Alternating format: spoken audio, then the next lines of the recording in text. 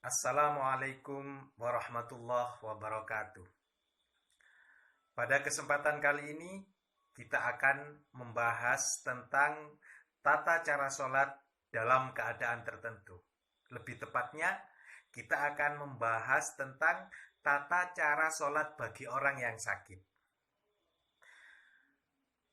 Sholat merupakan ibadah yang wajib dilakukan oleh orang Islam. Bagaimanapun keadaannya, orang tersebut harus sholat. Nah, sholat di sini yang pertama harus dilakukan dengan cara berdiri.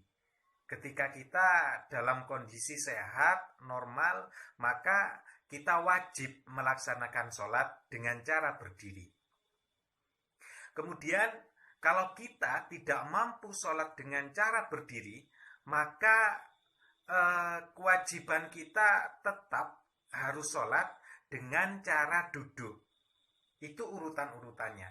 Berdiri, kemudian tidak mampu berdiri, kita bisa melaksanakan sholat dengan cara duduk. Ketika kita saking parahnya sudah tidak bisa sholat dengan cara duduk, maka kita diharuskan tetap melaksanakan sholat dengan cara tidur. Tidur miring. Ini urut-urutannya. Jadi berdiri, duduk, tidur. Tidur ada tahapan-tahapannya. Yang pertama harus tidur dengan cara tidur miring. Yang kedua, tidur dengan tidur terlentang, di mana badan di timur. Kalau di Indonesia, kepala kita di timur, kaki di barat atau kaki di arah kiblat, kemudian badannya itu agak condong ke depan, badannya tetap dihadapkan ke kiblat.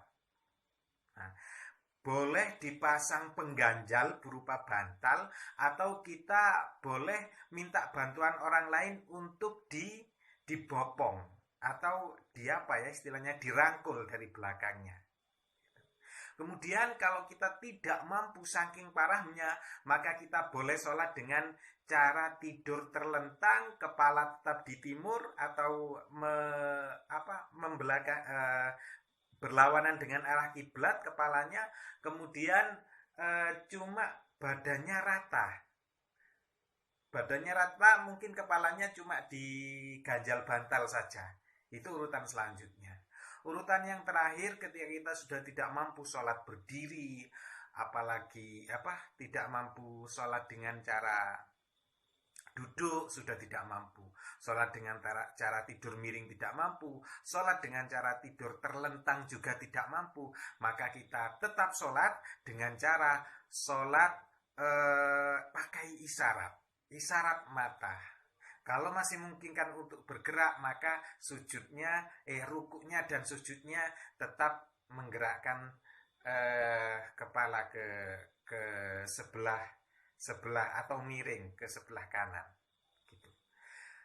Kalau sudah tidak mampu bergerak saking parahnya, kita masih wajib untuk sholat selama akal masih dikandung badan, yaitu sholat dengan cara isyarat mata. Kalau isyarat mata sudah tidak mampu lagi, maka sholatnya harus menggunakan isyarat hati. Kalau sudah tidak mampu isyarat hati, maka kita sholat dengan cara disolatkan.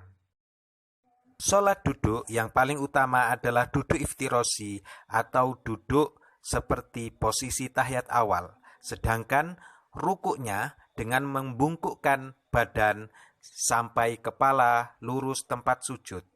Sedangkan sujudnya bisa dilakukan dengan sujud seperti biasanya. Apabila tidak memungkinkan, maka bisa sujud dengan cara membungkukkan badan lebih rendah dari posisi ketika kita rukuk tadi. Sholat duduk bisa dilakukan dengan duduk iftirosi, atau duduk bersila, atau duduk dengan menyelonjorkan kaki kita. Sedangkan tata cara rukuk dan sujudnya sama, yaitu dengan membungkukkan badan.